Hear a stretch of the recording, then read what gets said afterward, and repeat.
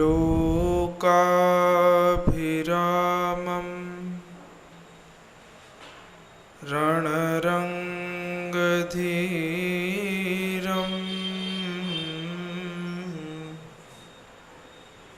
राजीवनेत्रं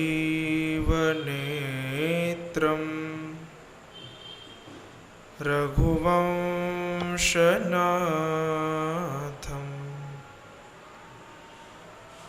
कारुण्यरूपं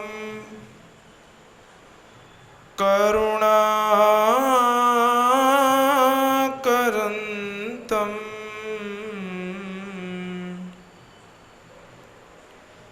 श्रीरामचन्द्रं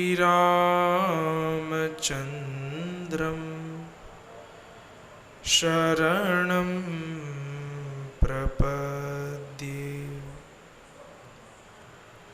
मनोजवं मारुततुल्यवेगं जितेन्द्रियं बुद्धिमतां वरिष्ठं वातात्मजं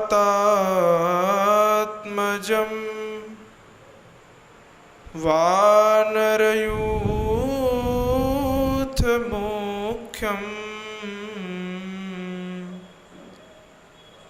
श्रीरामदूतं शरणं प्रपद्ये।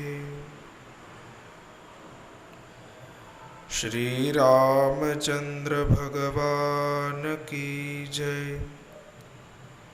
श्री हनुमान जी महाराज की जय।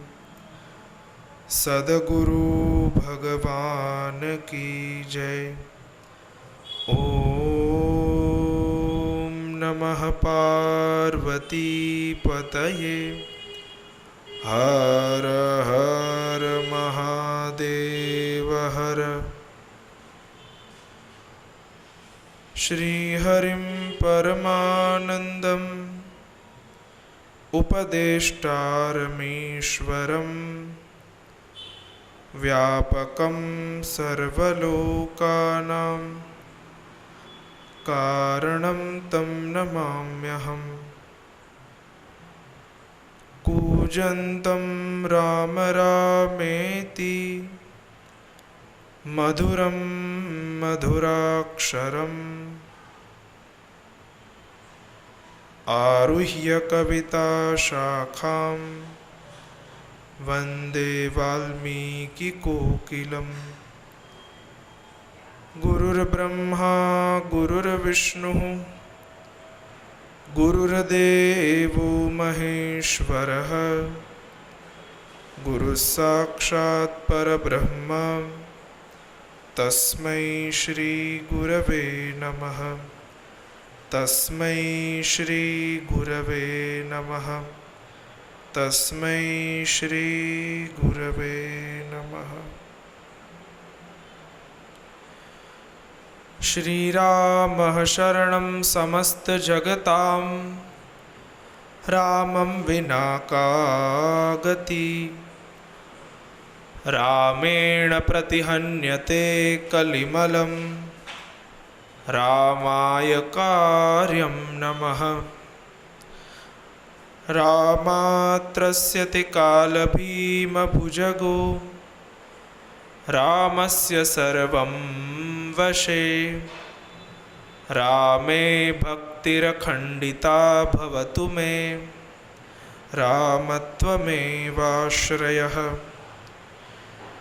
चित्रकूटालयं रामं इन्दिरानन्दमन्दिरं वन्दे च परमानन्दं भक्तानामभयप्रदम्। भक्तानाम् अभयप्रदम्। बोलिए श्री वाल्मीकि जी महाराज की जय।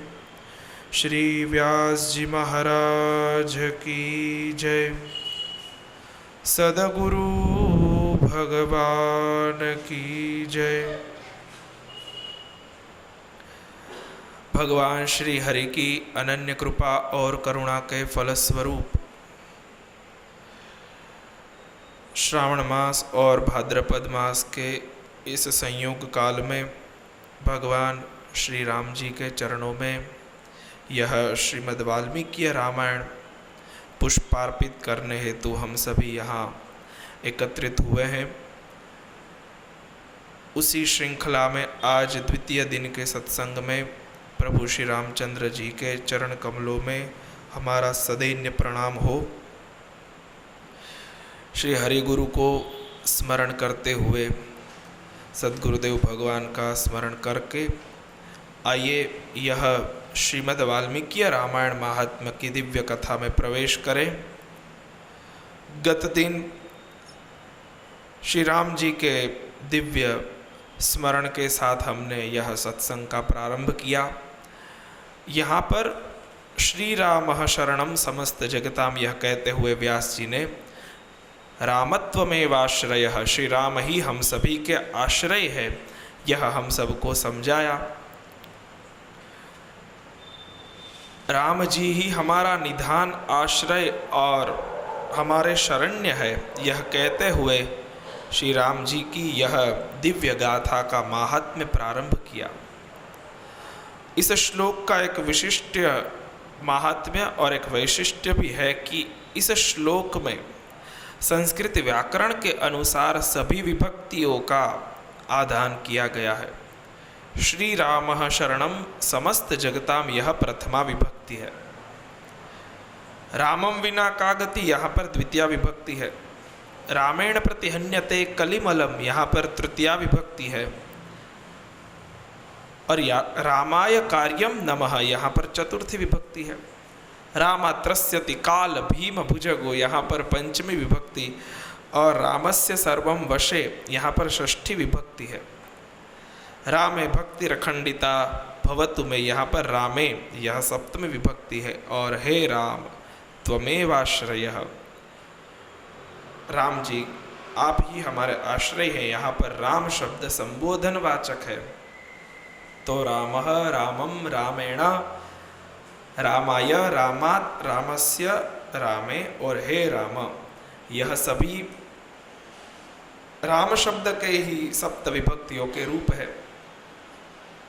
जैसे रामो राजमणि सदा विजयते रामम रमेशम भजे, रामेणाभियता निशाचर चमु रामाय तस्मै नमः, रामान्नास्ति परायणं परतरं रामस्य दासोऽस्म्यहं, रामे चित्तलय भवतु, रामे चित्तलय सदा भवतु मे भो राम मामुद्धर। इस प्रकार पूरा श्लोक वहां पर भी सप्त विभक्तियों का आधान है।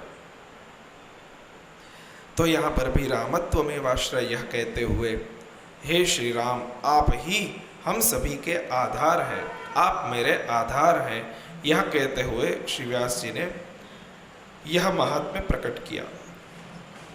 द्वितीय श्लोक और भी सुंदर है।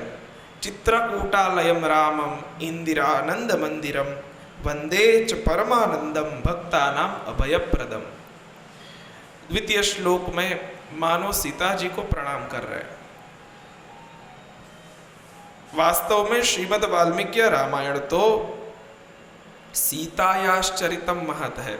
वाल्मीकि रामायण के सभी वक्ता इस बात पर बहुत जोर देते हैं कि यह तो सीता जी का चरित्र है।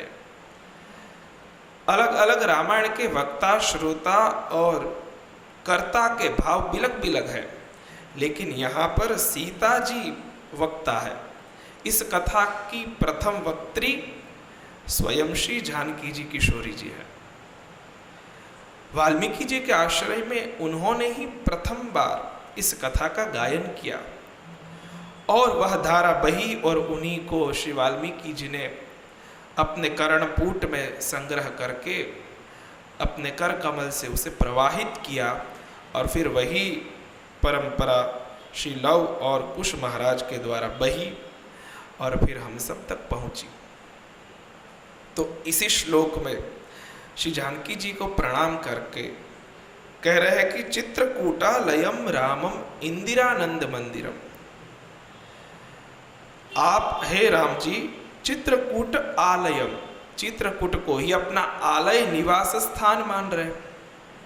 चित्रकूट का बहुत महात्म्य भिन्न भिन्न ग्रंथों में गाया गया है। चित्रकूट ही भगवान का आलय है। वैसे तो चित्रकूट को रामचरितमानस और अन्य अन्य ग्रंथों में मन भी माना गया। चित्त चित्रकूट है, हमारा मन ही चित्रकूट है और उसमें श्री राम जी सदैव बैठते हैं। हमारे मन रूपी चित्रकूट में जहाँ पर भावों की चित्रता कूट कूट कर भरी गई हो, उसे भी हम चित्रकूट कह सकते हैं। तो वहाँ पर हमारे चित्र विचित्र सुंदर भाव जो कि राम जी को प्रिय लगे। कृष्ण भगवान को तो सब कुछ सुंदर सुंदर प्रिय लगता है, लेकिन चित्र विचित्रों को गले लगाना ये राम जी का काम है।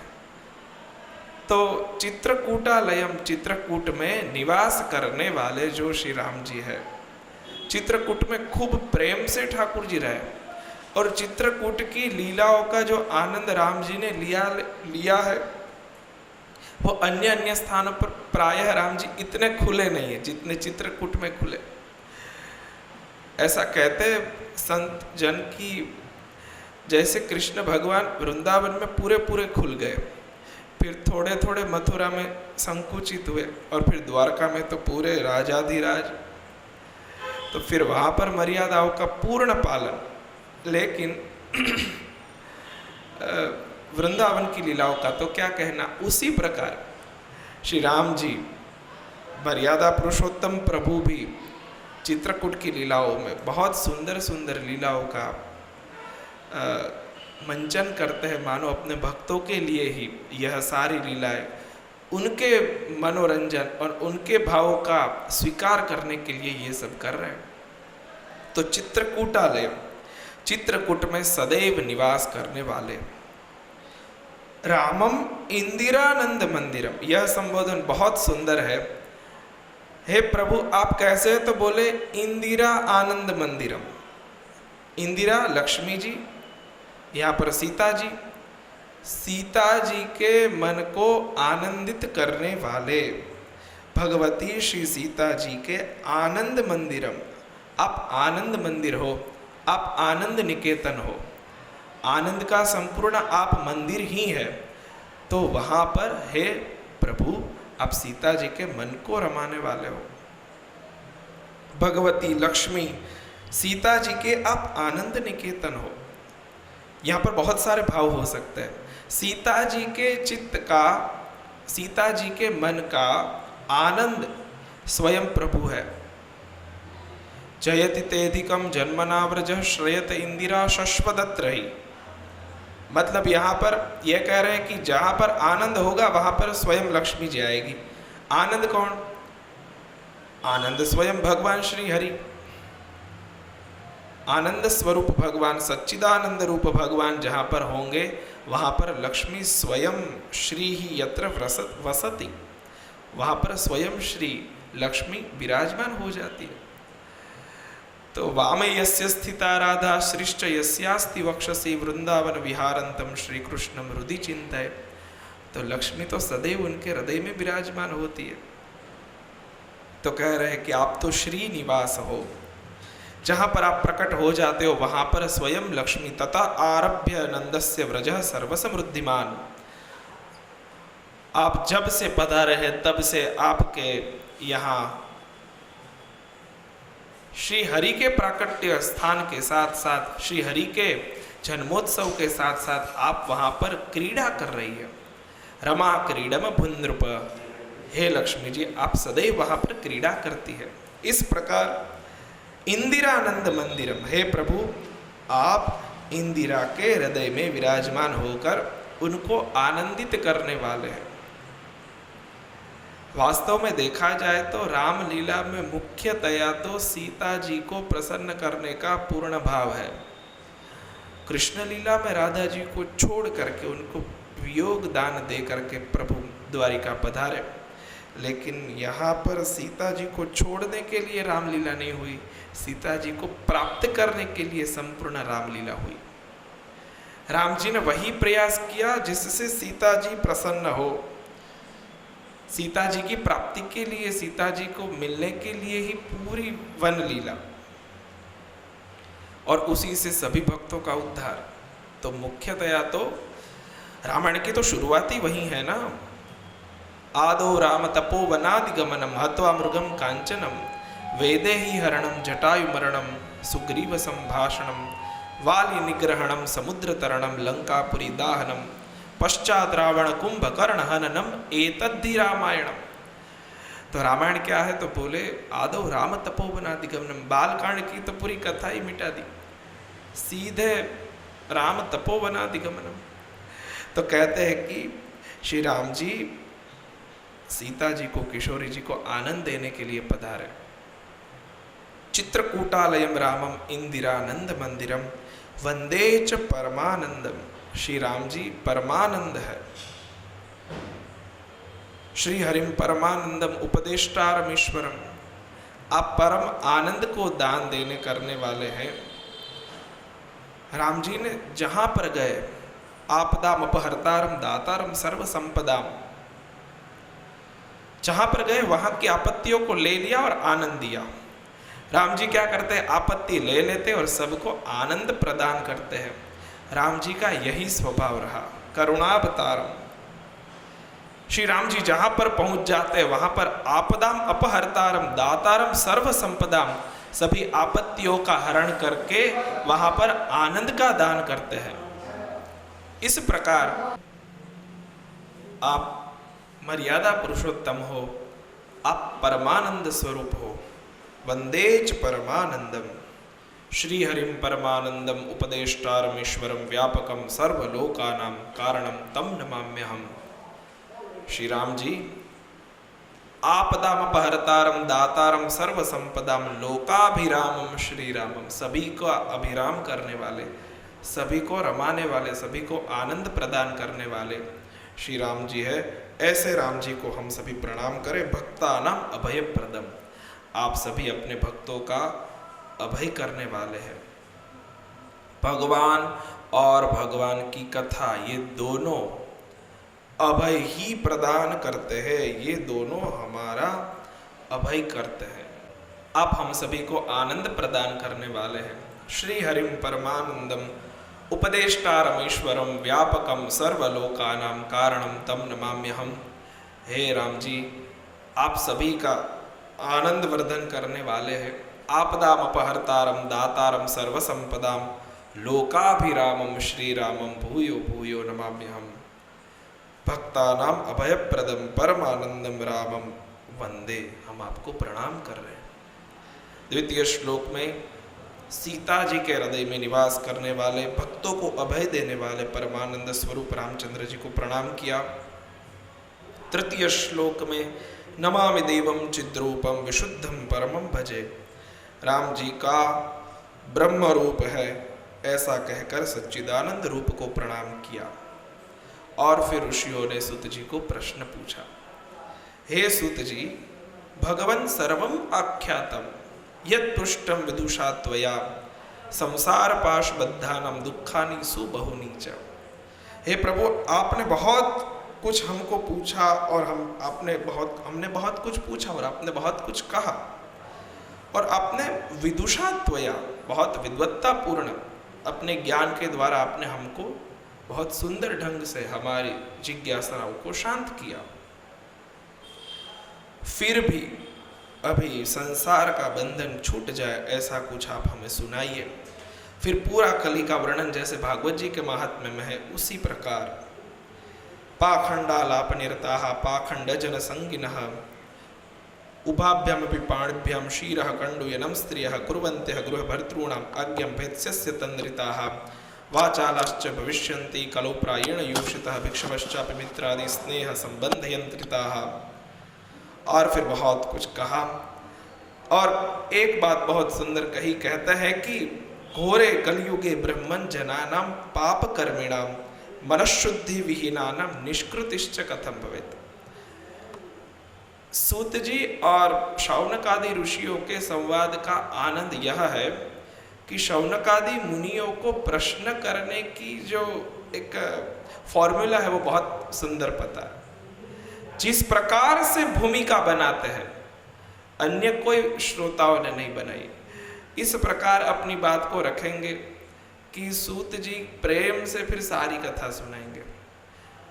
पृच्छक जिस भूमिका से पूछता है वक्ता उसी प्रकार की भूमिका से वहां पर कथा को स्थापित करता है। वांग्मय को जब तन्मयता से सुना जाए तब वह चिन्मय प्रकट हो जाते हैं, लेकिन उस प्रकार की तन्मयता कथाओं के मध्य में हो, ये बहुत जरूरी है। कहता है कि मनः शुद्धि विहीनानाम निष्कृतिश्च कथम भवेत्। हे प्रभु, इस घोर कलयुग में सब पाप परायण रहते हैं, तब उनका अंतःकरण शुद्ध कैसे हो। भागवत जी में भी वही बात आई, एतस्माद् अपरम किंचित मनः शुद्धि न विद्यते। इससे और कोई मन शुद्धि करने का, मानसिक शुद्धि करने का उपाय हमें दिख नहीं रहा है। आप एतस्माद् अपरम न किंचित, आप उसी को कहिए। उसी प्रकार यहाँ पर भी मनः शुद्धि विहीनानाम निष्कृति, उनका अंतःकरण किस प्रकार शुद्ध हो, उन लोगों की मुक्ति कैसे हो, यह आप हमें कहें। और फिर एक और सुंदर बात कही, यथा तुष्यति देवेशो देव देवो जगत गुरु। हे प्रभु, देव देव जगत गुरु भगवान श्री रामचंद्र प्रभु किस प्रकार तुष्यति, किस प्रकार प्रसन्न हो जाए, वो भी आप हमें कहें।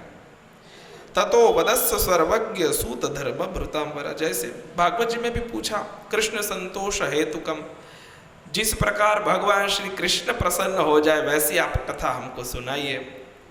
देखिए, कृष्ण का प्रसन्न होना मतलब आनंद का प्रसन्न होना है, राम जी का प्रसन्न होना मतलब धर्म का प्रसन्न होना है, गणेश जी का प्रसन्न होना मतलब ज्ञान का प्रसन्न होना है, देवी माँ का प्रसन्न होना मतलब श्रद्धा का, करुणा का प्रसन्न होना है, शिव जी का प्रसन्न होना मतलब कल्याण का प्रसन्न होना है। इन देवीय तत्वों को प्रसन्न करने के लिए हमें उस प्रकार का भाव बनाना होता है और यह कथा से प्राप्त होता है। तो यहाँ पर राम जी जब प्रसन्न होते हैं तो राम जी प्रसन्न हो जाएंगे तो हमारा धर्म प्रसन्न हो जाएगा। और धर्म कैसे प्रसन्न होगा? आचारात् प्रभवो धर्मः और धर्मस्य प्रभुः अच्युतः। हमारा धर्म, हमारा नियम, हमारा साधन वह जब दृढ़ हो जाए तब धर्म प्रसन्न हो जाता है और राम जी उसी से प्रसन्न हो जाता है। और राम जी प्रसन्न हो जाते हैं तो फिर अभिरामः त्रिलोकानां, त्रिलोक के अधिपति जो सबको रमाने वाले वो हमको प्रसन्न होकर के देख रहे, सुन रहे, हम उनका अनुभव कर रहे, तो फिर क्या बाकी रह गया। तो कह रहे हैं कि ततो वदस्व सर्वज्ञ सूत धर्म भृतांवर, जिस प्रकार राम जी संतुष्ट हो जाए, प्रसन्न हो जाए, ऐसी कथा आप हमको, ऐसी कुछ बात हमको आप सुनाइए। कस्य नो जायते तुष्टि सूत त्वद्वचनामृतात्। आपका वचनामृत वैसा है कि जिससे तो कोई असंतुष्ट नहीं रहता। ऐसा कोई वक्ता को कहे फिर कोई वक्ता थोड़ी न शांति से बैठेंगे, फिर तो बहुत बढ़िया कथा सुनाएंगे। तो सूत जी फिर प्रारंभ करते हैं, शृणुध्वं ऋषयः सर्वे यदिष्टं वो वदाम्यहम्। कह रहे कि रामायणम महाकाव्यम सर्ववेदेषु सम्मतम। रामायण ऐसा महाकाव्य है कि जो सर्ववेदेषु सम्मतम है। वेदोपनिषदां सारा जाता भागवती कथा, उपनिषद और वेद से सम्मत यह भागवत कथा है। उसी प्रकार ये रामायण की भी यही बात कर रहे हैं कि सर्ववेदेषु सम्मतम, वेदों के साथ सम्मिलित है यह। और वैसे भी उपनिषद और वेदों में राम जी और कृष्ण परक मंत्र मिलते ही हैं। नारायण, विष्णु, राम, हरि, कृष्ण, इन सभी के मंत्र और उनकी लीलाओं का एक जुड़ाव वहां पर है और उपनिषदों में भी वह कथाएं कही गई है। तो ये सर्व वेदेषु सम्मतम है। और सर्व पाप प्रशमनम दुष्ट ग्रह निवारणम, कहते हैं ये सभी पापों को प्रशमन करने वाले हैं, सभी पापों को मिटा देते हैं, शांत कर देते हैं। और दुष्ट ग्रह निवारण, और जितने भी दुष्ट ग्रह होते हैं उनका निवारण कर देते हैं। ग्रह मतलब क्या? ग्रहणाति गति विशेष इति ग्रह, जो एक विशिष्ट प्रकार की गति को ग्रहण करते हैं उसी को ग्रह कहते हैं। और राम जी तो ऐसे ग्रह है कि अनुग्रह ही करते हैं और कुछ करते ही नहीं। घर घर जाकर के अनुग्रह किए, शबरी के घर जाकर अनुग्रह किए, गुहराज के घर जाकर उन पर अनुग्रह किया, विभीषण के घर जाकर के फिर उनको ऊपर अनुग्रह किया, उनको अपने शरण भी दिया और उनके घर पर भी पधारे। तो एक एक व्यक्ति को अपनाना यही रामकृष्ण का काम है। तो प्रभु की कथा भी उसी प्रकार सभी ग्रहों की बाधा का निवारण करने वाली है। कहते हैं धर्म अर्थ काम मोक्ष इनसे सिद्ध हो जाते हैं, इसीलिए शृणुध्वम सुसमाहिता। जैसे भागवत जी में भी है ना, सावधान तया शृणु, अब सावधानी से सुने। सावधान शब्द का अर्थ एकाग्र होना, सचेत होना, सतर्क होना और उस प्रकार सुनना। श्रीमद् भगवद गीता में तो भगवान श्री कृष्ण कहते हैं न श्रोष्यसि विनक्ष्यसि, यदि सुनोगे नहीं तो जाओगे कहाँ। और जब सुना है और सुनना है और सुनने की चाह भी है तो ऐसे सुने कि जिसमें हम सावधान हो। कथा सुनने में क्या ध्यान रखें? तो बोले और कुछ नहीं करना होता है, कथा में सावधानतया शृणु, वहां पर सावधानी से बैठना होता है। एक होता है सुनना, एक होता है श्रवण करना, लिसनिंग और हियरिंग। हम केवल अपने कानों से न सुने, हम अपने चित्त से भी सुने।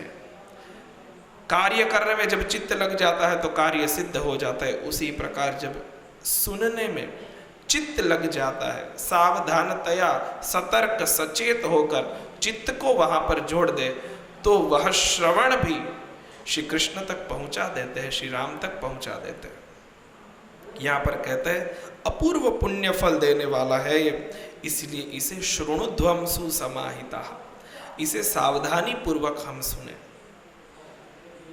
इस प्रकार यह आर्ष ग्रंथ श्रुत्वैतद आर्षम दिव्यम, इस आर्ष ग्रंथ जो ऋषि मुनियों के द्वारा लिखा गया, वाल्मीकि जी ऋषि हैं, उनके द्वारा यह ग्रंथ लिखा गया है, आप इसे ध्यान से सुने।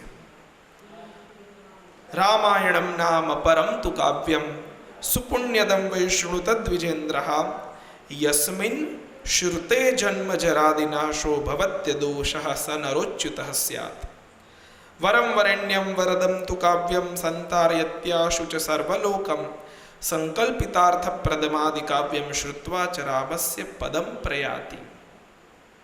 बहुत सुंदर बात कह रहे यहाँ पर, कहते हैं कि यह रामायण इतना उत्तम और अत्यंत दिव्य और वर्णनीय और मनोवांछित फल देने वाला है कि इसका पाठ करने वाला शीघ्र ही संसार सागर से तो पार हो ही जाता है, लेकिन श्रुत्वा च रामस्य पदम प्रयाति, वो राम जी के पद को प्राप्त कर लेते। क्या बड़ी बात कही, राम जी के चरणों में स्थान, राम जी के धाम को न प्राप्त करते हुए राम जी के पद पर ही बैठ जाते। ये तो स्वयं भगवान भी नहीं दे सकते जो भगवान की कथा दे सकती है। भगवान जब कृपा करते हैं तो अपनी कृपा अनुकंपा और दया करुणा से तो अपने भक्त को जो चाहिए वो भगवान देते हैं। जब भगवान कृपा करते हैं तो ये सब होता है, लेकिन भगवान की कथा जब कृपा कर दे तब तो रामस्य पदम प्रयाति, राम जी का ही चरण दे देती है। वैकुंठ फलदायकम, वो वैकुंठ का फल दे देती है। और कहते हैं कि वह तो वैसे दुर्लभ नहीं है, फिर भी हमें वैकुंठ, वैकुंठ तो भगवान का नाम भी है और वैकुंठ का भगवान का धाम भी है, तो हमें भगवान का ही पद प्राप्त करवा देती है। इस प्रकार हमें पठनात् श्रवणात् सद्य, हमें पढ़ना चाहिए, श्रवण करना चाहिए और इसका भाव हमारे हृदय में विराजमान करना चाहिए। नवभिर्दिनैः श्रोतव्यम रामायण कथामृतम, 9 दिन पर्यंत रामायण कथा सुननी चाहिए। नवः न खलु श्रोतव्यम, 9 दिन का यह अनुष्ठान, और उसमें भी वह 3 मास जिसका यह महात्म्य कहा गया है, खूब महत्व है इसका।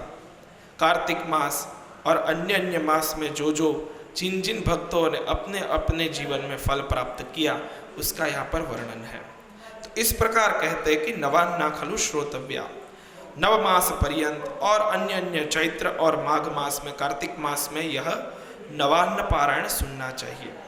और फिर अलग अलग अलग अलग मास में जिन जिन भक्तों ने उस कथा को श्रवण किया और अपने पाप को छोड़कर पुण्य को प्राप्त कर गए और भगवान के चरणों को प्राप्त किया, उस भक्तों की पूरी कथा यहाँ पर वर्णन है। द्वितीय अध्याय में नारद जी और सनत कुमार जी का संवाद है। ऋषि मुनियों ने पूछा कि नारद मुनि ने इस कथा को कब कहा सनत कुमारों को, ये आप हमें कहिए। वहां पर भागवत जी में सनत कुमार कथा कह रहे और जजमान बने हैं नारद जी। और पहले ही दिन भक्ति महारानी और साथ में ज्ञान और वैराग्य दोनों की तुष्टि पुष्टि हो जाती है। लेकिन यहाँ पर पूरा उल्टा है। यहाँ पर सनत कुमार जो है वो कथा सुन रहे और नारद जी कथा सुना रहे। नारद, जिनकी बातों को कोई रद्द नहीं कर सकता, वो है नारद जी। तो या तो नारम ददाति ज्ञानम ददाति इति नारद, तो यहाँ पर नारद जी स्वयं कथा सुना रहे।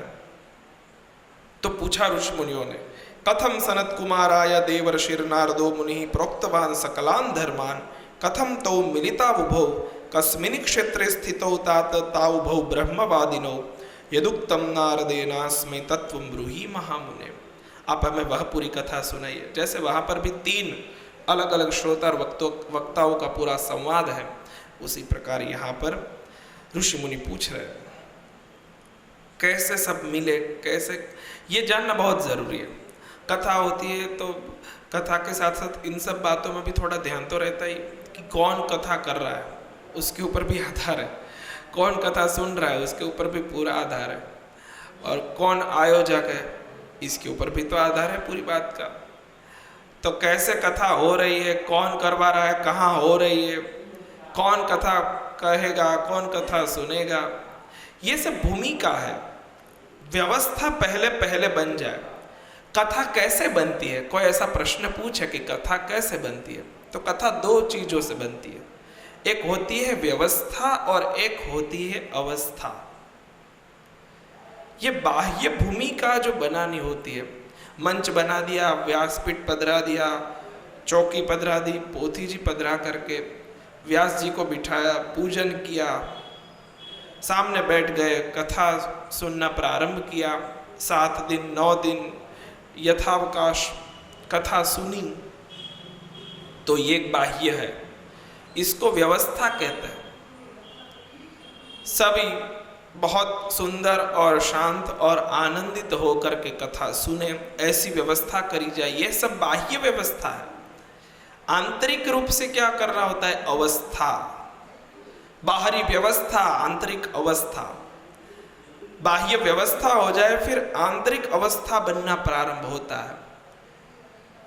पोथी जी और व्यास जी विराजमान हो जाए फिर व्यवस्था पूर्ण अवस्था का प्रारंभ हो जाता है। फिर कथा की अवस्था है जो वो अपना स्थान ग्रहण करती है, और अवस्था के ही सिद्ध होते ही स्वयं भक्ति प्रकट हो जाती है। और भक्ति जहाँ पर प्रकट हो जाती है वहाँ सद्यो रुद्य वरुद्य तेत्र कृत्य भी शुश्रूषुभिस्तत्क्षणात्, वहाँ पर स्वयं श्रीहरि अपने आप को छिपा लेते हैं उन हृदयों में जहाँ पर भक्ति स्वयं प्रकट हो रही है।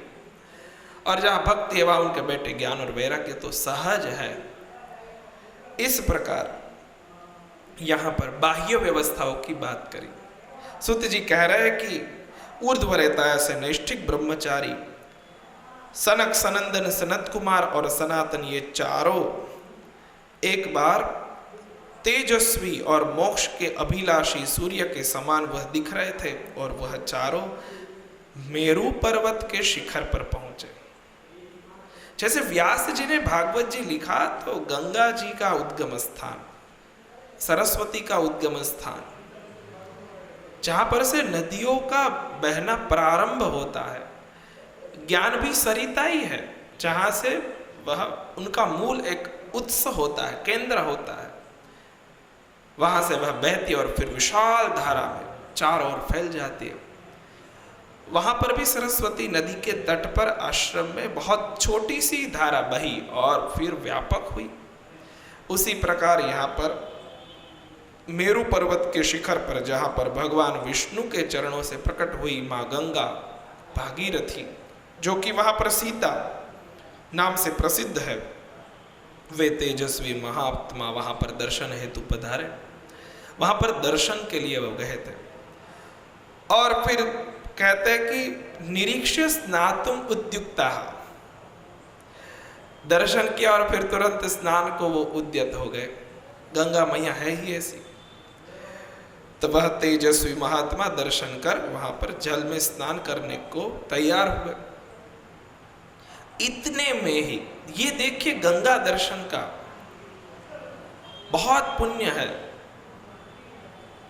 गंगा जी में स्नान का, दर्शन का बहुत पुण्य है।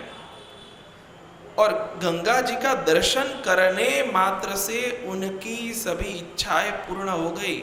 उनके हृदय में जो भी भाव था वह यहाँ पर पूर्ण हो गया। क्यों? बोले वो भगवान का यह चरणों तक जो गंगा रूप में बह रहा है, उनमें स्नान करने को जैसे उद्यत हुए तो कथा गंगा प्रकट करने के लिए नारद जी प्रकट हो गए। वे स्तुति ही कर रहे थे, तभी देवर्षि नारद मुनि, एतस्मिन् अंतरे विप्रा देवर्षिर नारदो मुनि आजगामोच्चरन् नाम हरेर नारायणादिकम। और वे नारायण, अच्युत, अनंत, वासुदेव, जनार्दन, राम, विष्णु, यज्ञेश, यज्ञ पुरुष इत्युच्चरण हरेर नाम, ऐसे ऐसे भगवान के नामों का उच्चारण करते हुए, सकल विश्व को पवित्र करते हुए वहां पर आजगाम पधारे। और फिर गंगाम स्तुवन, फिर गंगा जी की स्तुति करी। जय भगवती देवी नमो वरदे जय पाप। कहते हैं भगवती देवी नमो वरदे, आप कैसी है? तो बोले वरदान देने वाली। ये प्रथम पंक्ति ही गंगा जी का सब पुण्य का प्रकाश कर देती है। दर्शन मात्र से जय भगवती देवी नमो वरदे, जय पाप विनाशिनी बहु फल दे। वरदे, वरदान देने वाली है। गंगा मैया का सभी ने स्तुति करी। देवी सुरेश्वरी भगवती गंगे त्रिभुवन तारिणी तरल तरंगे, शंकर मौली विहारिणी विमले, मम मति रास्ताम तव पद कमले। भागीरथी सुखदायिनी माता, तव जल महिमा निगमे ख्यातः। ना हम जाने तव महिमानम, पाहि कृपामयी मामज्ञानम। हरिपद पाद्य तरंगिणी गंगे, हिम विधु मुक्ता धवल तरंगे। दूरी कुरु मम दुष्कृति भारम, कुरु कृपया भवसागर पारम। हे माँ भगवती, आप भवसागर पार कराने वाली हैं। आपकी महिमा हम नहीं जानते। खूब स्तुति करी। लोक पावनी माँ गंगा की स्तुति कर वहां पर नारद जी और सनत कुमार का मिलन हुआ। प्रायः कथा गंगा, यमुना आदि पवित्र नदियों के तट पर हुई। इसका अर्थ क्या होता है? कथा क्यों नदियों के तट पर हुआ? कथा का आयोजन क्यों नदियों के तट पर ही संभव हुआ? यह प्रश्न है। देखिए, नदी का स्वरूप जैसे एक बाह्य है, उसी प्रकार उनका एक आध्यात्मिक रूप भी है। यह परम पवित्रा, तरला, सरला, मधुरा, ऐसी यह सभी पवित्र नदियां जो कि हमारे भारतवर्ष में हम सभी को तारने के लिए बह रही है, हमको पवित्र करने के लिए प्रवाहित है, वह सभी नद नदियां उन्हीं के तट पर यह कथाओं का आयोजन हुआ। और जब पूछा गया किसी वक्ता को, तो वक्ता भी सामने से ही कहते हैं कि चलो तटमानंद नामकम, वहां पर चले और वहां पर गंगा आदि नदियों के तट पर कथाओं को सुने। क्यों? ऐसा क्यों हुआ? हमारे हृदय का जो भाव है वही जब प्रवाहित होता है तो उसी गंगा, यमुना, सरस्वती तट की तरफ बहता है। वह भी भगवान की जटा से बहती है, कई पर्वतों के शिखरों से बहती है।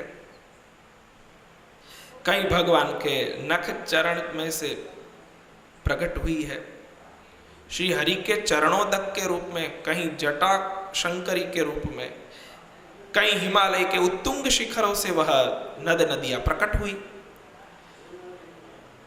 तो हमारी भी भीतर की भाव की नदियां जब बहती है तो इन शिखरों से ही, और शिखर क्या है?